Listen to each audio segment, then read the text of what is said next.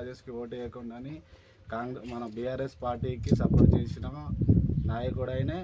మరి అలాగే గమ్రేపేటలో మా పార్టీ సంబంధించిన అభ్యర్థికి రెబల్గా నిలబెట్టిన ఆయనే. మళ్ళీ రొంపెల్లో కూడా అలాగే రెబల్గా నిలబెట్టారు. ఇవన్నీ మొత్తం ఆయననే. ఇలాగే అలా అని మా నాయకుడి పైన నిందలు చాలా వేస్తున్నారు.